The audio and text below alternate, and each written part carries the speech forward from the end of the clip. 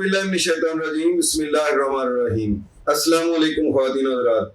मैं हूं आपका होम्योपैथिक डॉक्टर रिजवान साकिब और आपसे मुखातब हूं शमा होम्यो क्लिनिक लाहौर पाकिस्तान से।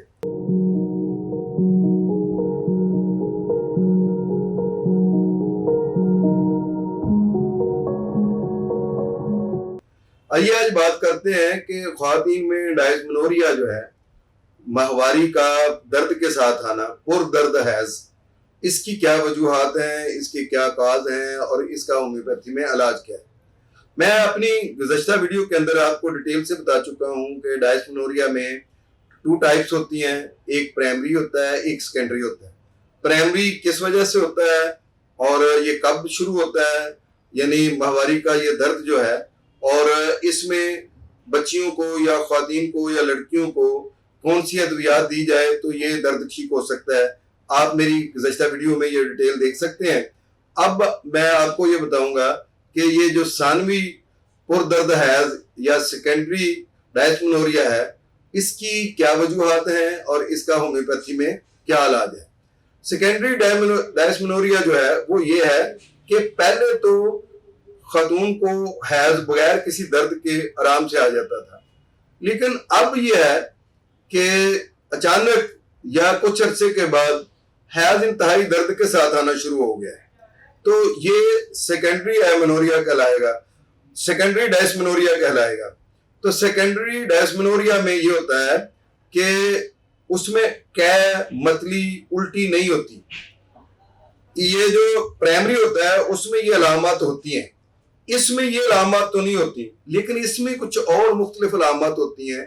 वो क्या होती हैं कि क्रैम्स पड़ते हैं, इसके अलावा टांगों में शदीद दर्द होता है, लोअर एब्डोमेन में पेन शदीद हो सकता है, ब्रेस्ट में पेन हो सकता है, कमर में शदीद पेन हो सकता है।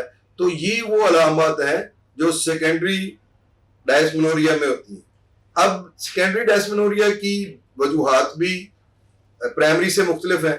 वो क्या है, उसमें बाज़ औक़ात ये होता है कि अचानक जो है वो मोटापा हो जाना बहुत ज़्यादा, अचानक किसी ऐसी बीमारी का आ जाना कि जिसकी वजह से हैज़ जो है वो दिक्कत के साथ आना शुरू हो गए और दर्द के साथ आना शुरू हो गया, या इसके अलावा कोई सर्जरी के बाद इस तरह का प्रॉब्लम हो गया है, या इसके अलावा यह है कि कोई हर्निया का वजह है तो उसकी वजह से भी ये हो जाता है। और इसके अलावा कुछ मखसूस किस्म की इन्फेक्शन भी जो है इसको फ़रोग देती हैं, जैसे STD है, सेक्सुअल ट्रांसमिटेड डिजीजेज हैं, तो उनकी वजह से भी ये हो सकता है। इसके अलावा UTI है, यूरिनरी ट्रैक इन्फेक्शन है, उसकी वजह से भी ये डायस्मेनोरिया का प्रॉब्लम हो सकता है। और भी बहुत सारी वजूहात हैं जिनको यहाँ पे डिस्कस किया जा सकता है, लेकिन मैं आपको ये बताऊंगा कि होम्योपैथी के जरिए से डायस्मेनोरिया खा सेकेंडरी हो या प्राइमरी हो, ये होम्योपैथी के जरिए से काबिल इलाज है। तो सेकेंडरी एमेनोरिया के बारे में होम्योपैथी की जो अद्वियात हैं वो उनकी अकॉर्डिंग टू सिम्टम्स दी जाती हैं। जैसे अगर PCOD की वजह से है, पॉलीसिस्टिक ओवरी डिजीज की वजह से, तो अब उसके लिए हमें ज़ाहिर है कि हम कोई पेन किलर तो नहीं देंगे, बल्कि हम उसके PCOD को ठीक करने की दवाई देंगे या PCOS को ठीक करने की दवाई देंगे। जब उसकी पॉलीसिस्टिक ओवरी ठीक हो जाएगी तो उसका डायस्मेनोरिया खुद ठीक हो जाएगा। इसी तरीके से अगर UTI का मसला है तो हम यूरिनरी ट्रैक इन्फेक्शन की मेडिसिन देंगे। अब जो PCO के लिए दवाई देनी थी उससे ये बिल्कुल मुख्तलिफ मेडिसिन होगी। ज़ाहिर है उसमें अगर हम फ्रैक्सिनस अमेरिकाना दे रहे हैं या आरम मेयर नेट्रोनेट्रिकम दे रहे हैं या सीपिया दे रहे हैं या कल्केरिया कार्ब दे रहे हैं, तो या स्लेशिया दे रहे हैं, या फेब्रॉइड की कोई दवाई जो है वो हम फर्ज किया है कैप्सिला दे रहे हैं, या स्लेशिया दे रहे हैं, या कल्केरिया फ्लोर दे रहे हैं, तो UTI में तो ये मेडिसिन नहीं दी जाएंगी। जाहिर है काज को देखकर हमने मेडिसिन देनी है। अब UTI में कौन सी मेडिसिन होगी?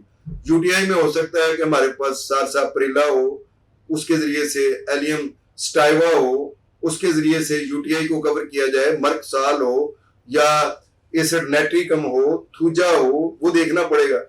इसी तरीके से STD है, अगर सेक्सुअल ट्रांसमिटेड डिजीज है तो हमें उसको देखना होगा कि उसके लिए हमने कौन सी दवाई देनी है। हो सकता है मेडोरिनम मेडिसिन उसकी बन रही हो या उसके लिए एक्सरे मेडिसिन बन रही हो, तो ये देखना होगा। और अगर डायस्मेनोरिया जो है किसी अचानक बीमारी की वजह से हुआ है, मसलन टीबी की वजह से हुआ है, तो हम उसको टीबी की दवाई देंगे ना। जैसे हम उसमें कह दें कि ट्यूबरकुलोनियम दे सकते हैं, बेसिलिनियम दी जा सकती है अकॉर्डिंग टू सिम्टम्स। तो उस हमने उसके काज को देखना है। काज को देखने के बाद डायस्मेनोरिया का इलाज करेंगे। अलबत्ता बाद ऐसी मानी हुई अद्वियात हैं जो डायस्मेनोरिया में बेशक वो प्राइमरी हो या सेकेंडरी हो बड़ा अच्छा काम करती हैं। वो मैं चंद एक आपको बता देता हूँ, जैसे सिमिसिफ्यूगा है, पल्सटिल्ला है और ग्रेफाइट्स है, सीपिया है, स्केल कार है, गुसीपियम है, रेसिस्कॉम है, फिर इसके अलावा मैगफास है, कालीफास है। तो ये वो मेडिसिन है जो अकॉर्डिंग टू सिम्टम्स डायस्मेनोरिया में हम दे सकते हैं और उससे ये पुर दर्द हैज का इलाज किया जा सकता है। बहरहाल हैज का दर्द के साथ आना या माहवारी शदीद दर्द के साथ होना ये कोई परेशान कौन बात नहीं है। खा इसकी कोई भी वजह हो, होम्योपैथी में इसका इलाज मौजूद है। बहुत शुक्रिया। अल्लाह हाफिज। अस्सलाम वालेकुम।